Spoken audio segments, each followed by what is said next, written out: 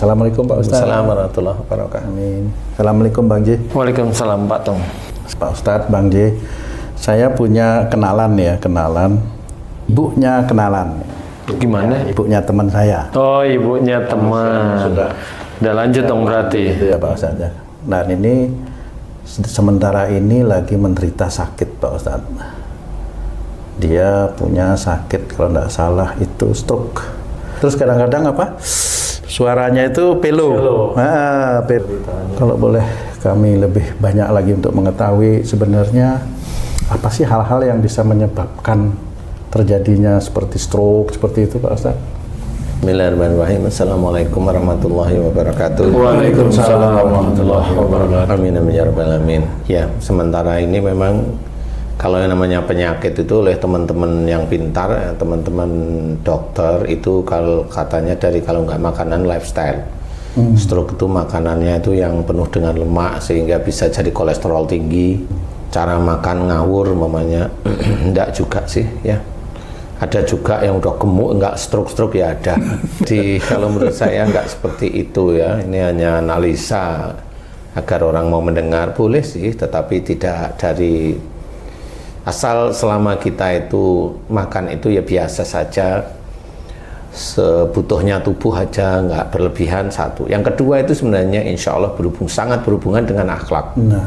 Sangat berhubungan dengan akhlak, karena orang yang kena stroke itu biasanya juga dikasih obat yang salah satunya kalau darahnya beku rata-rata seperti itu, kebekuan darah itu tinggi, dikasih pengencer darah, kemudian juga dikasih anti kolesterol. Tapi rata-rata yang kena stroke itu kan ada yang stroke pertama, kedua, dan ketiga. Rata-rata seperti itu ya. Stroke pertama itu biasanya masih diberi kesempatan oleh Allah Ta'ala untuk sembuh. Jadi sebenarnya dia berobat atau tidak berobat itu selama ini yang saya amati diberi kesempatan oleh Allah Ta'ala untuk sembuh. Untuk sembuh stroke pertama itu. Kemudian yang kedua juga sama, stroke yang kedua agak panjang, biasanya sakitnya itu biasanya ya tidak semuanya, biasanya juga diberi kesempatan oleh Allah Ta'ala untuk sembuh. Nah biasanya stroke 3 ini nggak bisa, susah. Stroke 3 ini sebenarnya adalah stroke yang kalau di dalam pengadilan tuh somasi pertama itu stroke pertama, somasi kedua nggak diindahkan. Ya SP1, SP2, SP3 seperti itu. Ini selama ini saya amati dari orang-orang yang terkena stroke. Ada yang stroke pertama itu langsung nggak bisa sembuh. Itu memang tergantung keadaannya.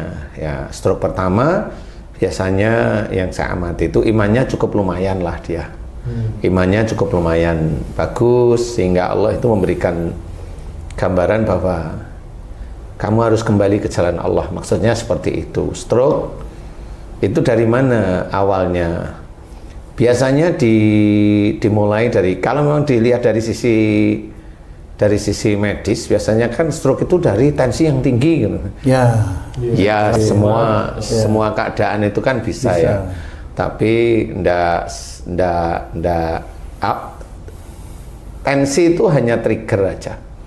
Tapi yang mengunci itu memang ada. Trigger aja tensinya tinggi. Kenapa? Memang stroke itu diawali dari orang yang emosionalnya tinggi. Emosional tinggi, khususnya yang berhubungan dengan dipendam. Jadi stroke itu emosionalnya tinggi, khususnya yang disimpan atau dipendam.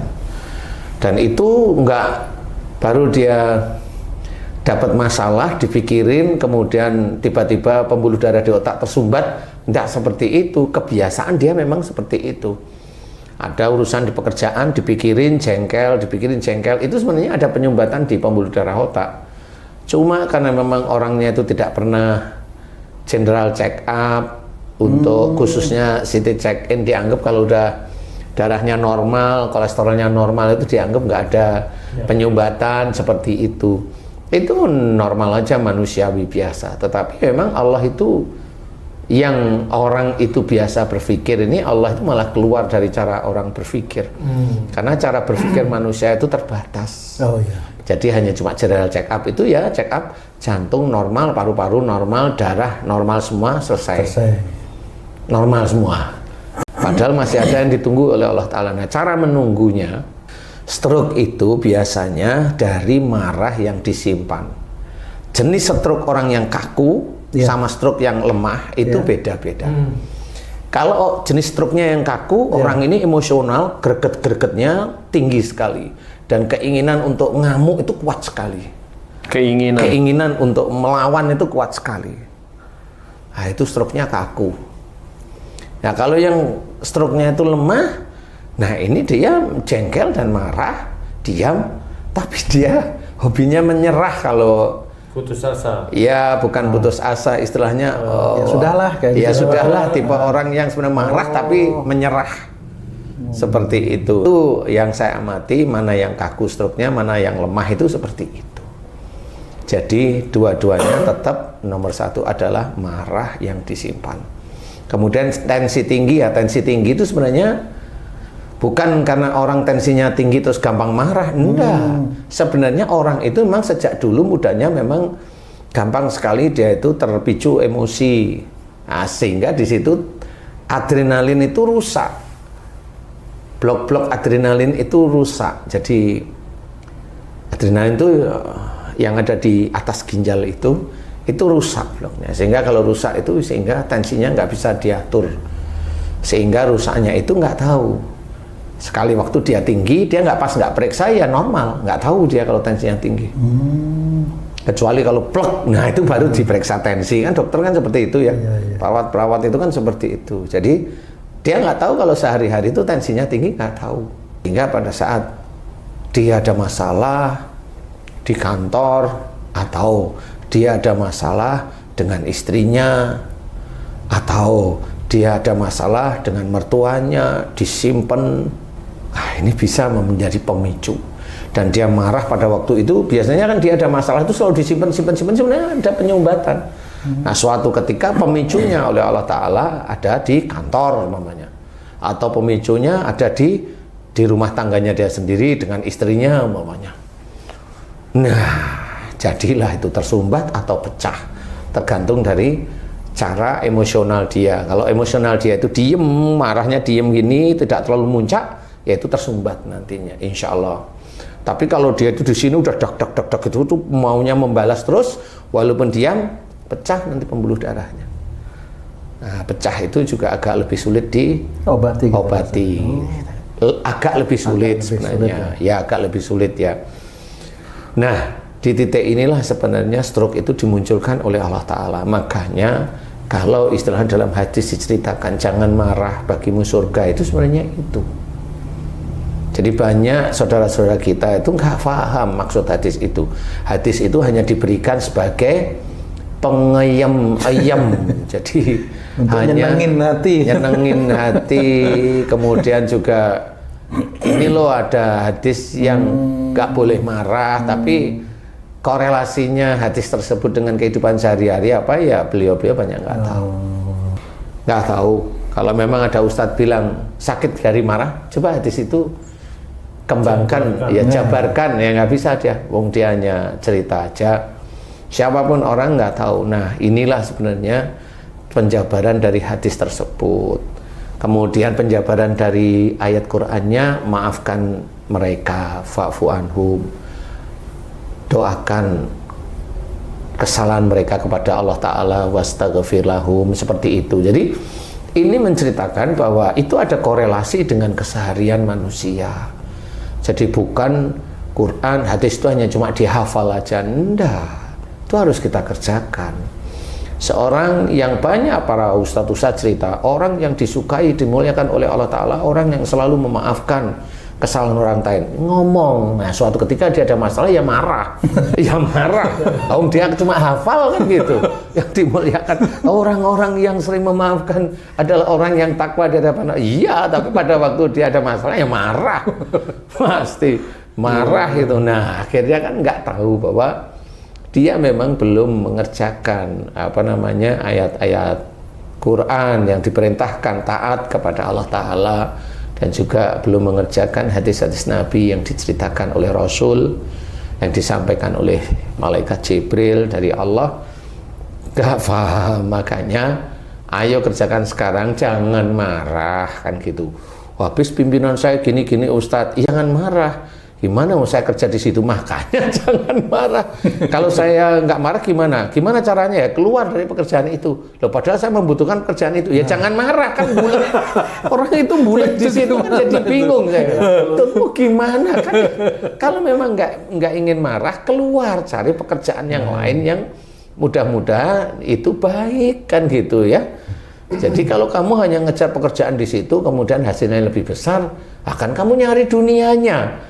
Nah, kalau cari dunianya, ya pasti akan berhubungan dengan pimpinanmu yang seperti itu. Nggak bisa.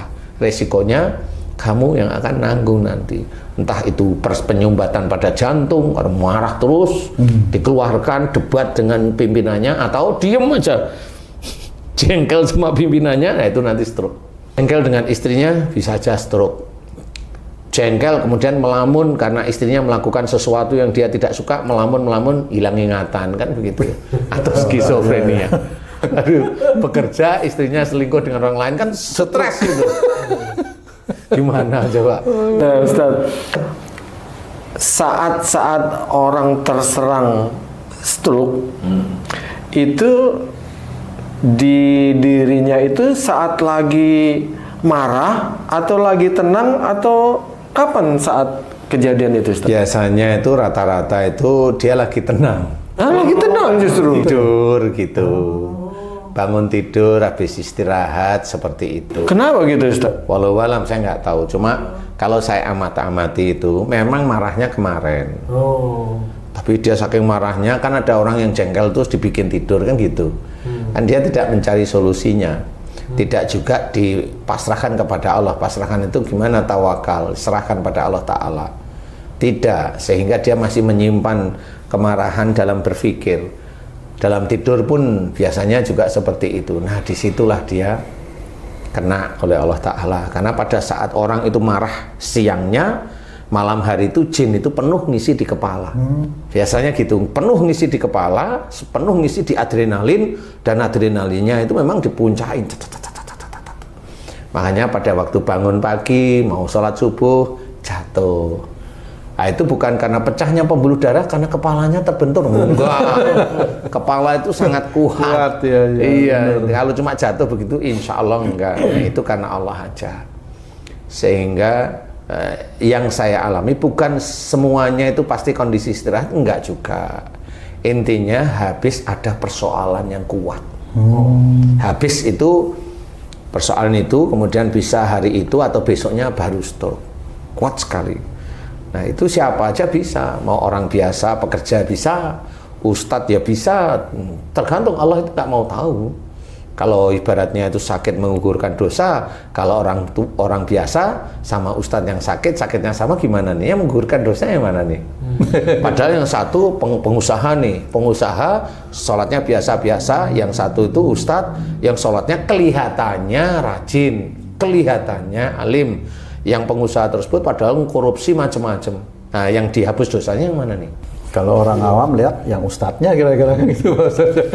Nah, itu pilih kasih Allah namanya. Iya, benar. Yang namanya ayat atau hadis itu untuk semua orang. Bukan untuk milik dia, kan begitu. Nggak bisa seperti itu.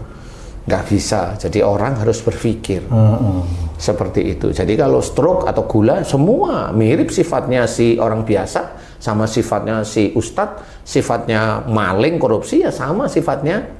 Seperti itu. Ada persamaannya. Pasti ada persamaannya, insya Allah. Karena saya meneliti orang rata-rata kalau sakitnya A, itu sama mirip di titik itu. Apapun profesi mereka. Apapun profesinya, kalau dia titik itu, dia nggak mohon ampun kepada Allah Ta'ala, dan kemudian dia mengulang terus, ya siap-siap aja nanti sakitnya itu. Jadi bukan ngeramal sakit, enggak, karena perbuatan aja. Sama aja kalau orang nyuri, lama-lama kamu akan ketangkep polisi, itu ngeramal itu. Kan ini kebiasaan begitu, kalau nyuri itu pasti hentinya nanti kan ketangkep polisi. Lah kok dibilang ngeramal? Enggak lah, gitu ya. Umpamanya kamu mau selingkuh, lama-lama ketahuan. Nah, kan jelas. Pasti endingnya bukan ramalan itu. Iya, bukan ramalan itu. Itu endingnya gitu. Itu sebab akibat itu. Akibat, bukan ramalan. Ramalan itu kalau memang dia yang ngomong nggak tahu. Kalau saya kan alhamdulillah atas izin Allah Ta'ala itu tahu karena meneliti. Tahu istilahnya. Nah, jangan dianggap seperti itu ramalan, ngawur karena kamu kan nggak pernah meneliti, jadi nggak ngerti. Kalau ini meneliti, sama seperti orang itu apa namanya mau Rukyatul Hilal namanya. Itu kalau dia ngerti ilmunya kan bisa paham dia. Kalau orang Rukyatul Hilal itu kan ngarang kan gitu bisa ngeramal dia. Loh ya enggak, wong ilmunya itu tahu kok. Iya. Loh, yang nggak tahu kan banyak nih, orang-orang Islam ini nggak tahu tentang penyakit hubungannya dengan akhlak kan banyak. Kamu kan sedikit tuh Ustaz tuh, berarti kamu yang salah. Lih, nanti dulu. Jangan merasa yang sedikit itu pasti salah, nggak mesti. Jangan seperti itu, karena dulu ilmu pengetahuan itu sedikit juga sama. Islam berkembang juga sedikit dari awalnya. Rasul Muhammad kan gitu, dari para nabi, dari para rasul, kemudian berkembang, kemudian dihentikan oleh para orang-orang kafir kan begitu. Yang meluaskan alhamdulillah sekarang Rasulullah Muhammad SAW, sehingga berkembang. Dulunya juga kecil satu. Iya. Jadi jangan dianggap itu ya, nanti kalau dianggap mirip. Orang yang ngomong seperti itu kalau hidup di zamannya Nabi, ya dia termasuk orang-orang kafir sebenarnya. Nah, kamu penyihir, kamu bohong, bener. kamu ramalan, kamu kan gitu. Bener. Iya. Untung aja dia hidup di dunia ini, nanti di akhirat walau alam. Insya Allah seperti itu. Jadi jangan merasa menang di dunia atau benar, nanti dulu harus diingat. Nah, kalau caranya untuk berubah, berusaha untuk menjadi normal atas izin Allah ini ya. Nah, orang yang terkena stroke itu dia harus berubah. Harus paham apa yang harus dijalankan kepada Allah Ta'ala. Allah itu sudah banyak menceritakan ayat-ayat yang disuruh kita itu mohon ampun. Watubu ilallahi jami'an ayyuhal mu'minun. Jelas disuruh tobat kepada Allah Ta'ala, orang-orang beriman. Jadi sudah jelas. Kalau Allah sudah menceritakan orang beriman suruh tobat, berarti orang beriman termasuk kita-kita yang sebenarnya sholat, ya beriman pada Allah, itu masih aja banyak dosa. Tetap harus tobat Pak Ustadz ya. Lah kan Allah yang sudah tahu, berarti jangan sampai kita itu merasa nggak punya dosa. Kan seperti itu. Nah, kebanyakan orang-orang muslim itu merasa nggak punya dosa. Kalau diingatkan ngeyel. Ya sudah, enggak apa-apa, itu kan nafsi-nafsi nanti. Sama Rasulullah itu ngingetin, zaman dulu ngingetin. Kan ngeyel loh orang-orang kafir dulu itu. Ya sama, ya jangan, ayolah belajar. Nah, di situ dia harus memahami, kalau mamanya kita ceritakan, dia paham mendengar kajian ini mamanya tentang masalah akhlak dan penyakit, dia mendengarkan, kemudian evaluasi, oh bener ya, saya memang cenderung emosi saya simpan.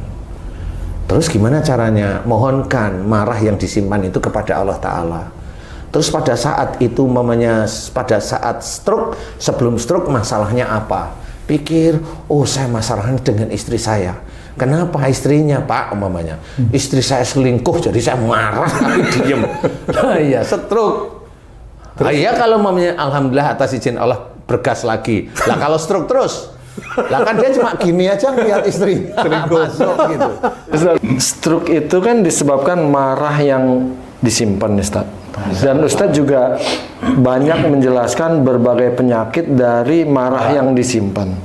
Apa yang menjadi karakteristik penyakit stroke ini dibanding dengan penyakit lain disebabkan marah yang disimpan? Apa ada kebencian yang luar biasa Ustaz? Keinginan membalas itu ada. Dendam. Keinginan, jadi fisik itu mau membalas itu ada. Tapi terkunci. Nah itu nanti tangannya kunci semua. Sampai kakinya. Itu keinginan mau membalas itu ada tapi nggak bisa dia keluar. Seperti itu. Sama seperti yang lemah gitu. Keinginan mau membalas malah nggak ada. Dia udah takut duluan. Marah gitu ya. Marah tapi takut. Nah itu langsung lemah nanti. Seperti itu. Jadi karakteristiknya itu keinginan untuk membalas ada tapi nggak keluar. Kaku nanti stroke-nya. Makanya kalau orang yang emosional jangan ada yang langsung mau balas atau nggak usah. Biasa saja. Kalau mamanya itu ada seseorang berbuat dolim, seseorang itu menjadikan kita itu jengkel, kita berpikir bahwa orang ini adalah penguji yang diturunkan oleh Allah Ta'ala kepada kita. Kalau hanya cuma ngomongnya aja, udah biarin aja. Nanti kita kan tetap ada malaikat raqib yang akan mencatat. Kalau kita itu diuji dengan omongan orang tersebut itu lulus, kita nggak balas, kita istighfar, kita memuji Allah, kemudian mendoakan, apalagi itu saudara kita agar dia diberi keselamatan oleh Allah Ta'ala, lulus insya Allah. Nah, kalau lulus, kita masuk dalam hadis bahwa ujian itu bisa meningkatkan iman. Nah, itu lulus namanya.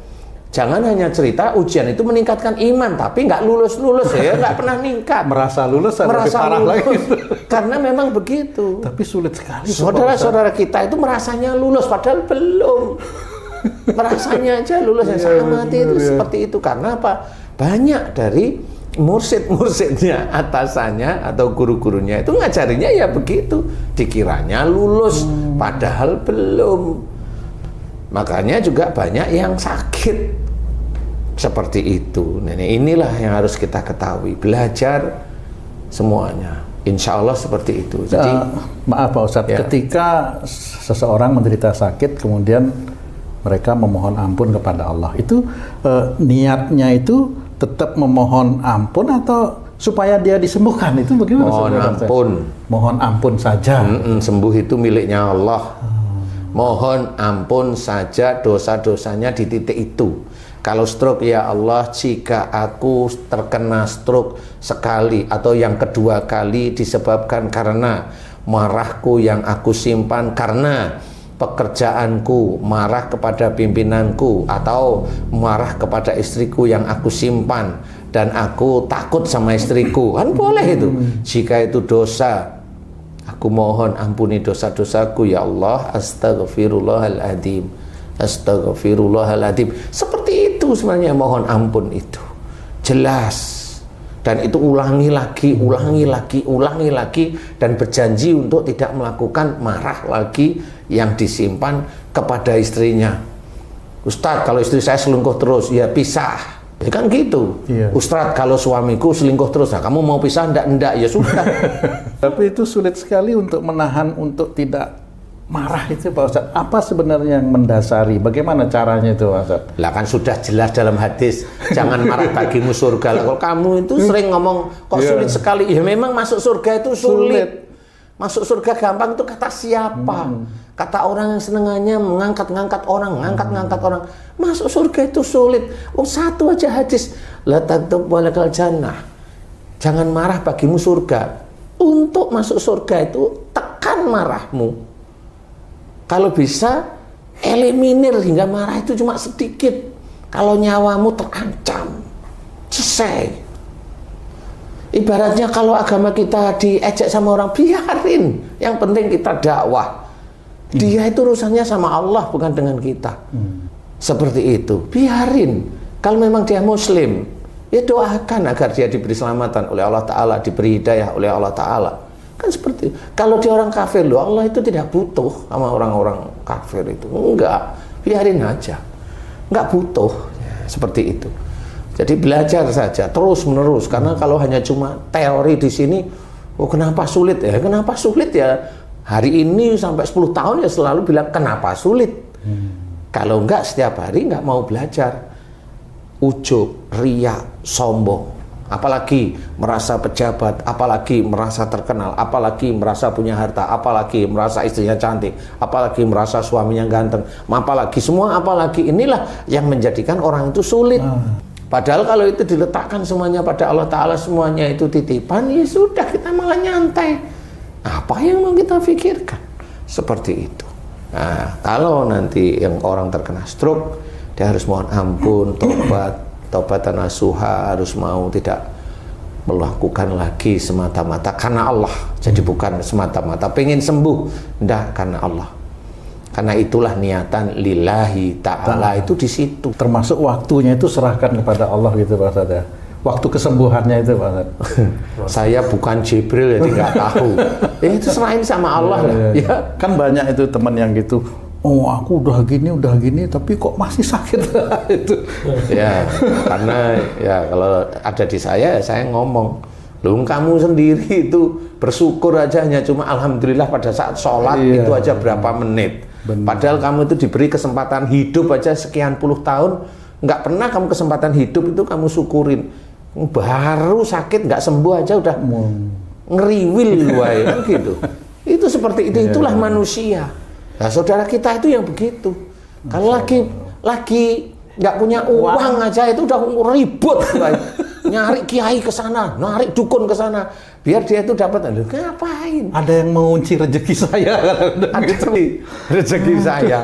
Siapa yang ngunci? Yang ngunci itu ya kamu sendiri kalau saya itu. Mana? Yang ngunci itu ya dia sendiri. Kalau kamu punya pikiran seperti itu, selesai hidupmu. Ngurusi cuma duit aja. Urusilah akhirat pada Allah Ta'ala. Ditertibkan, jangan cari uang. Uang itu boleh dicari, tapi jangan itu yang nomor satu. Ya sudah, balik ke stroke lagi. Jadi intinya adalah mohon ampun kepada Allah Ta'ala, memohon ampun tentang marah yang disimpan, serius dan belajar untuk berubah. Lakukan itu terus menerus. Tulus karena Allah, bukan untuk sembuh. Tulus karena Allah Ta'ala. Karena yang ngunci di sini itu bukan hanya jin yang kata orang-orang yang lain itu stroke disebabkan karena sama jin. Ngarang aja. Di sini itu yang mengunci itu Allah Ta'ala. Kenapa? Karena Allah itu menginginkan orang itu stroke. Allah menginginkan. Karena apa? Karena kesalahan-kesalahan dia yang dia tidak mau tahu. Dia terus lakukan. Makanya Allah menginginkan dia stroke. Karena apa? Karena perilakunya. Makanya wa ma asabakum min musibatin fa bima kasabat aydikum, itu sudah berlaku. Apa saja musibah yang kau terima karena sudah stroke, itu disebabkan buah tanganmu sendiri. Allah mengizinkan. Jadi jangan dianggap remeh ayat-ayat Quran. Nah itulah, mudah-mudahan kalau teman-teman ada yang stroke, ayolah kembali jalan Allah. Marah di sini hilangkan. Ketakutan, marah yang takut dihilangkan, karena marah takut itu pasti semper itu tadi. Udah marah takut, kalau udah semper ya seperti itu. Jangan ya, belajar. Mudah-mudahan ini bisa nanti menjadi obat, menjadi syifa nasihat ini untuk teman-teman yang lain ya. Wallahu a'lam. Baik, Masya Allah. Terima kasih banyak Pak Ustadz penjelasannya.